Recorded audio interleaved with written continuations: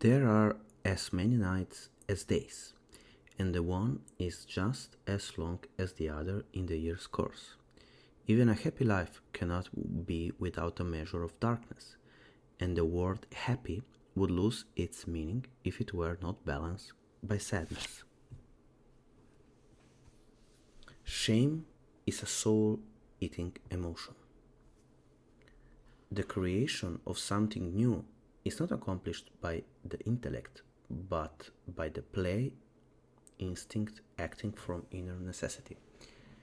The creative mind plays with the object it loves.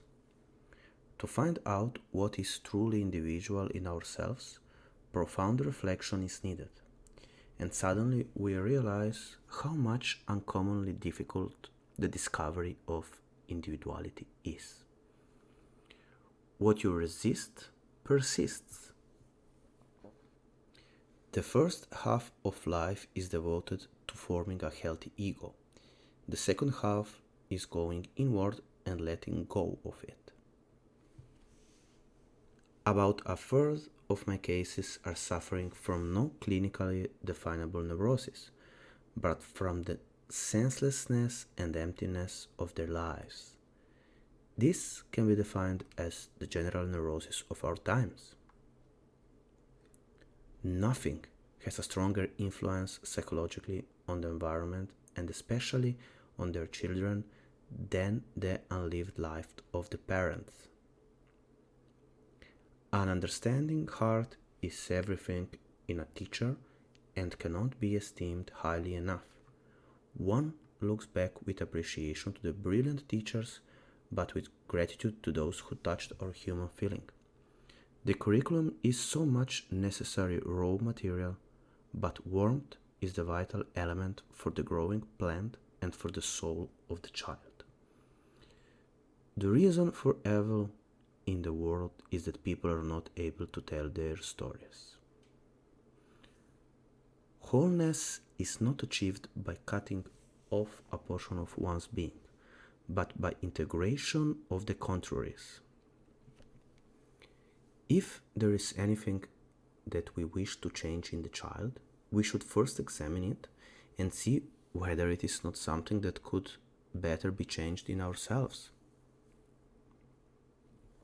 It is often tragic to see how blatantly a man bungles his own life and the lives of others, yet remains totally incapable of seeing how much the whole tragedy originates in himself, and how he continually feeds it and keeps it going. Every human life contains a potential. If that potential is not fulfilled, that life was wasted. Sensation tell us a thing is. Thinking tell us what it is this thing is. Feeling tell us what this thing is to us. We should not pretend to understand the world only by the intellect. We apprehend it just as much by feeling. Therefore, the judgment of the intellect is, at best, only the half of truth, and must, if it be honest, also come to an understanding of its inadequacy. Even a happy life cannot be without a measure of darkness, and the word happy would lose its meaning if it were not balanced by sadness. It all depends on how we look at things, and not on how things are in themselves. The list of things with a meaning is worth more in life than the greatest of things without it. Anyone who attempts to do both, to adjust to his group and at the same time pursue his individual goal, becomes neurotic. Deep down, below the surface of the average man conscious, he hears a voice whispering, "There is something not right," no matter how much his rightness is supported by public opinion on moral code. We meet ourselves time and again in 1,000 disguises on the path of life.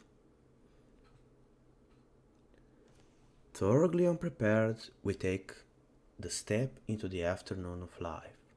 Worse still, We take this step with the false presupposition that our truths and our ideals will serve us as hitherto.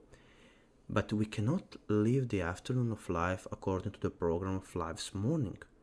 For what was great in the morning will be little at evening, and what this morning was true, at evening will become a lie.